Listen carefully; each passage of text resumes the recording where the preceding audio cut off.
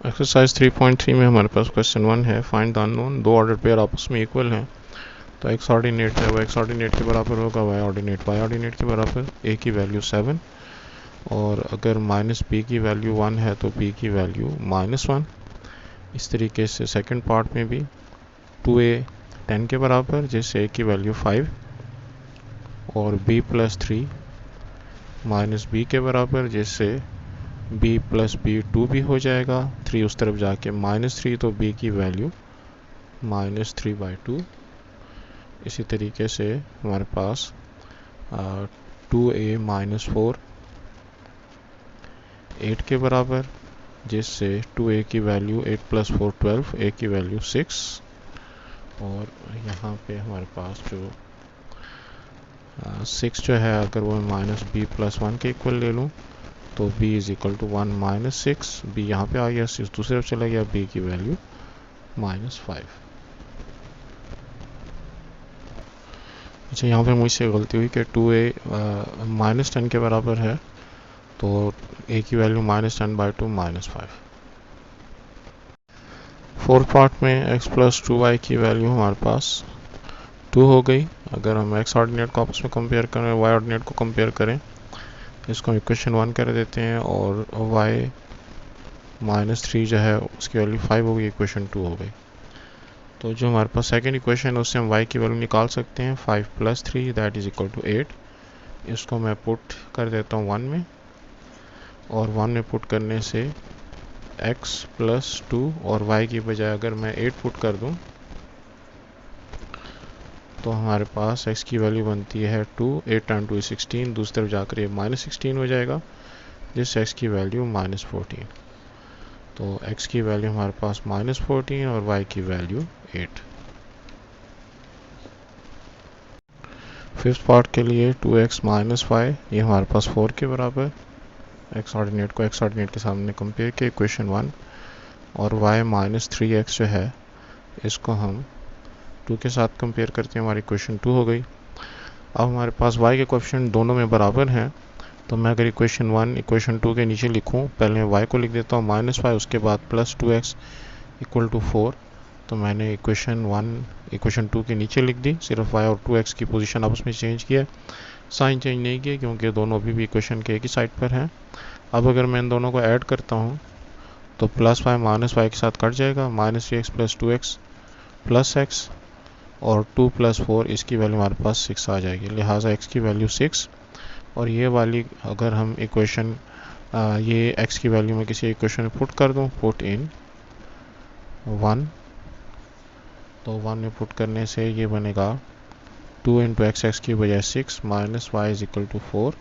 तो 2 6 12, 4 को इधर लेकर आते हैं, -4, माइनस y को दूसरी तरफ लेकर जाते हैं, प्लस y, तो 12 - 4 8। तो इस हिसाब से y की वैल्यू हमारे पास 8 आ गई। तो x की वैल्यू 6 और y की वैल्यू 8। अच्छा, यहाँ में मुझसे गलती हुई, -3x प्लस 2x जो है ये -x आएगा, जिससे x की वैल्यू दोनों साइड पर अगर -1 से मल्टीप्लाई करें तो -6। और ये यहाँ पे जब मैं x की बजाय -6 पुट करता हूँ तो ये -12 हो गया, -12 और -4 मिलकर -16, लिहाजा y की वैल्यू -16। सम पार्ट में हमारे पास जो फर्स्ट इक्वेशन बनती है वो बनती है 5x plus y is equal to 6, और जो सेकंड इक्वेशन बनती है -x plus y equals to 1। इन दोनों इक्वेशंस में y के कोएफिशिएंट्स इक्वल हैं, तो अगर हम सब्ट्रैक्ट करें तो सब्ट्रैक्ट करने से नीचे इक्वेशन के साइन हम चेंज कर देते हैं। +y -y के साथ कट गया, 5x और -x से 4x आया, और यहाँ पे 6 -1 से 5, x की वैल्यू बनती है 5/4। तो ये जो वैल्यू आती है 5/4, इसको हम पुट कर सकते हैं किसी क्वेश्चन में, पुट इन 1, तो ये बनेगा 5 इंटू एक्स की बजाय 5/4 प्लस y इक्वल्स टू 6, और ये बनता है 25/4 plus y is equal to 6, y is equal to 6 minus 25/4। और यहाँ पे 4 को अगर मैं एलसीएम ले लूँ तो 4 times 6 is 24 minus 25। So y की वैल्यू हमारे पास बनती है -1/4। हमारे पास जो सेवंथ पार्ट में ऑर्डर पेयर गिवन है उनके मुताबिक अगर मैं कंपेयर करूं तो 5x प्लस वाई ये हमारे पास 6 के बराबर हो गया। इसको इक्वेशन 1 कर देते हैं और -x plus y is equal to 1 ये हमारे पास इक्वेशन 2 हो गई। तो इसके मुताबिक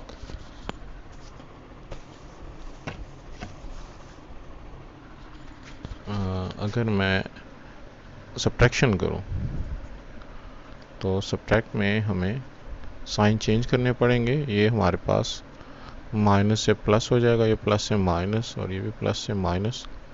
तो +5 और -5 cancel, 5x plus x 6x और यहाँ पे 6 - 1 5। So x is equal to 5/6। x की वैल्यू फाइंड करने के बाद अगर हम इसको पुट कर दें, पुट इन 1, तो 5x की बजाय 5/6 plus y is equal to 6। तो ये हमने फर्स्ट इक्वेशन के अंदर इनकी जो x की वैल्यू थी वो पुट कर दी। ये बनेगा 25/6 plus y is equal to 6, जिससे y की वैल्यू बनती है 6 - 25/6। तो 6 LCM, 6 6 are 36 - 25। So y is equal to 6 - 5, तो 11/6। क्वेश्चन नंबर 2 में हमारे पास है ए और बी सेट हमको गिवन है। ए का बी के साथ कार्टेशियन प्रोडक्ट हमने फाइंड करना है। तो हमारे पास ए में जितने एलिमेंट्स की तादाद है 148, ये 1 0 के साथ जब हम ऑर्डर पेयर बनाएंगे तो 1 1 1 0, अब उसके बाद 4 1 और फिर 4 0, उसके बाद 8 1 एंड 8 0। तो एलिमेंट्स की तादाद हमारे पास 3 × 2 6 जो है वो आएगी। सबसे बी क्रॉस ए में 1 1 1 4 1 8 और 1 को हमने जब इन तीनों के साथ जो है वो ऑर्डर पेयर बना दिया तो अब 0 का नंबर है 0 1 0 4 और 0 8। तो बस दोनों में फ़र्क ये था कि जब ए क्रॉस बी कर रहे थे तो एक्स प्लेस पे ए के एलिमेंट आ रहे थे और जब बी क्रॉस ए कर रहे हैं तो एक्स प्लेस पर वाई के एलिमेंट, जो हमारे पास सेट बी के एलिमेंट हैं वो आ रहे हैं, और जो सेकंड सेट होता है वो उसके एलिमेंट्स वाई प्लेस पर हमारे पास आते हैं। ए क्रॉस ए जब हम करेंगे तो ए के साथ कार्टेशियन प्रोडक्ट लेना है, यानी कि 1 को 148 के साथ, फिर 4 को 148 के साथ, फिर 8 को 148 के साथ, तो 1 1 1 4 और फिर 1 8,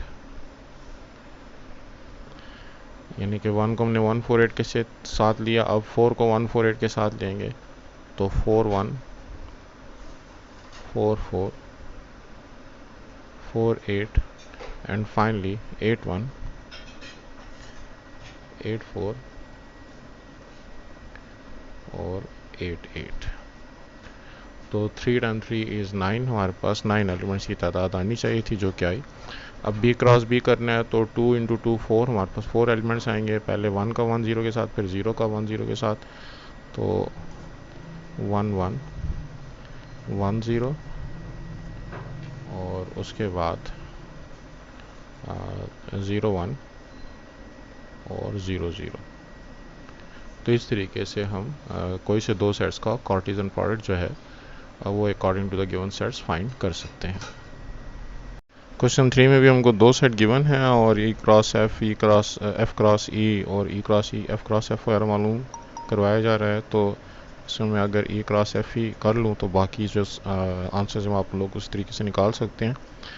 और 1 4 1 को पहले ही सारे एफ के तमाम एलिमेंट्स साथ हम ऑर्डर पेयर बनाते हैं, 1 4 1 6 और फिर 1 8।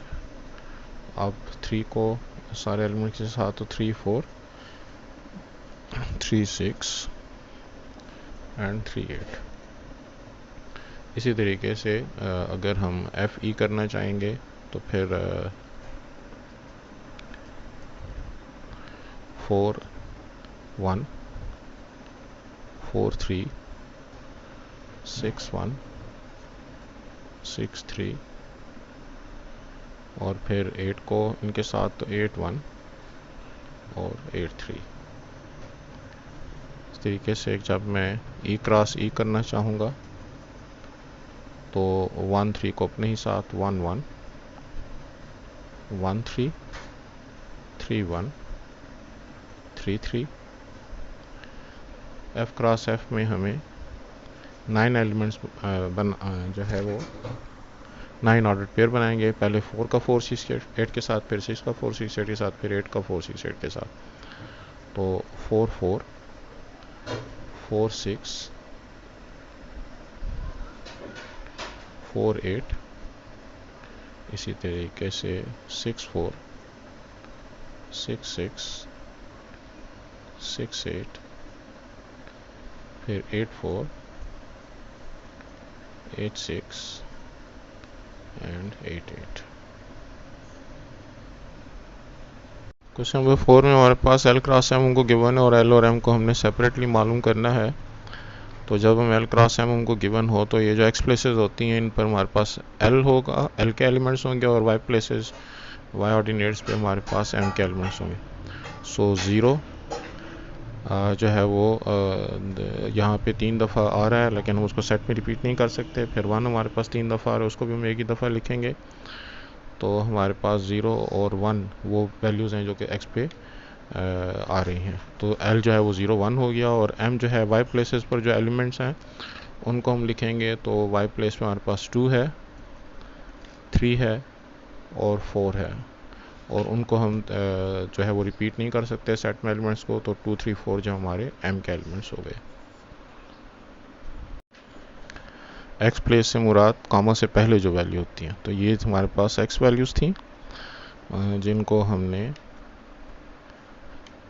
एल में इकट्ठा किया, और फिर ये जो हमारे पास वाई वैल्यूज़ हैं 0 3 4 2 और 2 2 3 4 2 3 4, इनको हमने सेट एम में इकट्ठा किया। क्वेश्चन 5 में हमको A B C set given है और A cross B union C हमको मालूम करना है। सबसे पहले तो मैं बी यूनियन सी मालूम कर लेता हूँ। बी यूनियन सी में मैं बी और सी के एलिमेंट्स को इकट्ठा कर दूंगा। तो 2 4 6 7 ये हमारे पास बी और सी के एलिमेंट्स को क्रम इकट्ठा कर दें।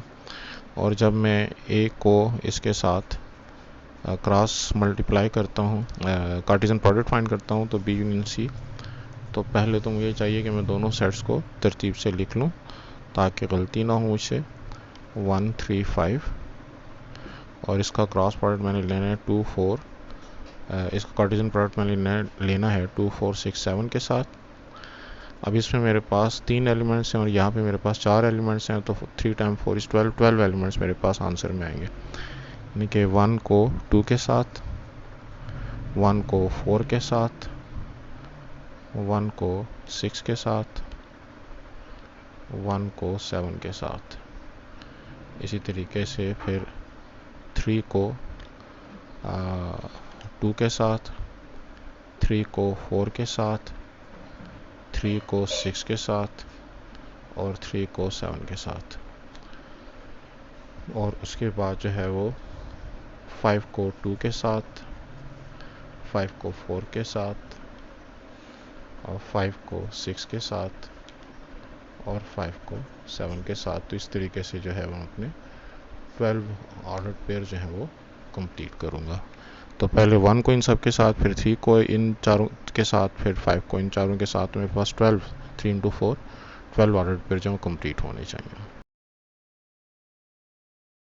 उसमें ए की वैल्यू सेट बिल्डर नोटेशन में गिवन है, लेकिन ये सेट ऑफ नेचुरल नंबर 3 से लेस, तो 3 से लेस नेचुरल नंबर 1 और 2 बनते हैं। और इसी तरीके से सेट बी में set of whole number y जो है वो होल नंबर को बिलोंग करता है, और ये 2 से लेस है, तो 2 से लेस हमारे पास 0 आता है और 1 आता है। और ये c जो है वो 0 to 4 यानी कि वो टेबुलर फॉर्म में गिवन है, तो उसमें कोई कन्फ्यूजन नहीं है। लेफ़्ट साइड को वर्कआउट करने की खातिर सबसे पहले मैं जो हमारे पास a cross b minus c है, तो मैं इसके लिए पहले b माइनस सी फाइंड करता हूँ। b माइनस सी का मतलब ये है कि b के वो एलिमेंट जो c में ना हो।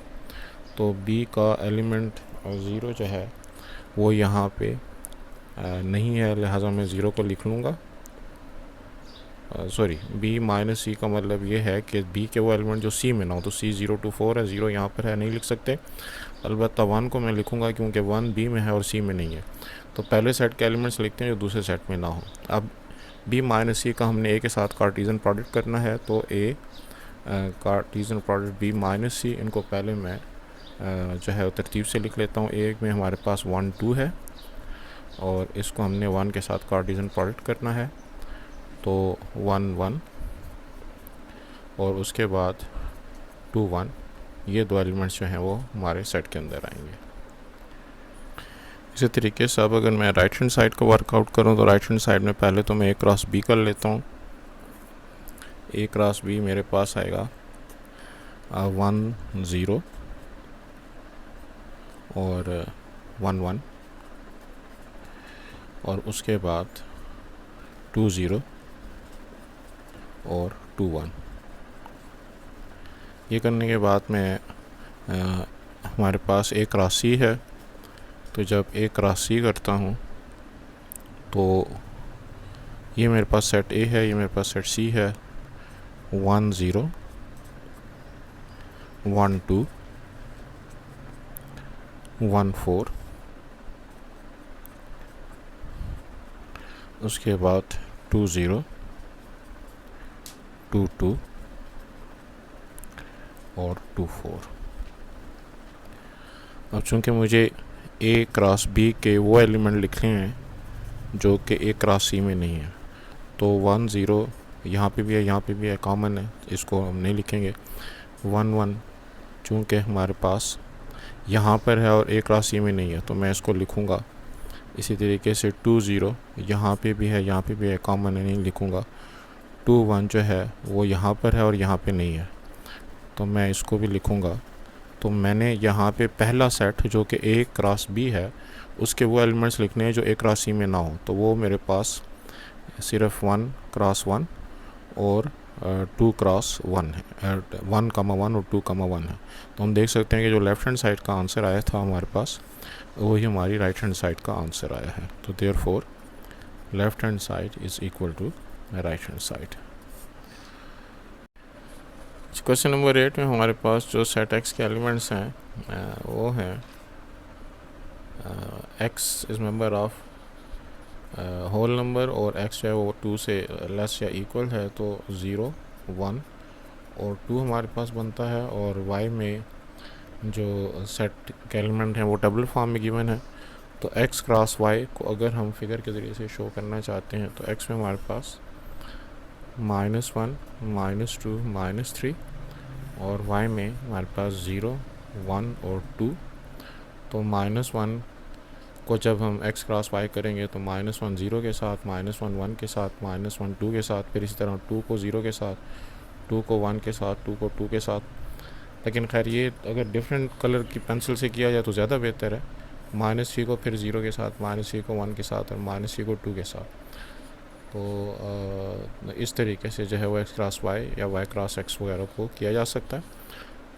आसान सी बात है, बस बात यह है कि x को y के साथ करते हैं -1 के लिए अलहदा किस्म का कलर इस्तेमाल किया जाए, -2 के लिए अलहदा कलर और -3 के लिए अलहदा कलर। इसी तरीके से हम y क्रॉस x भी फाइंड कर सकते हैं।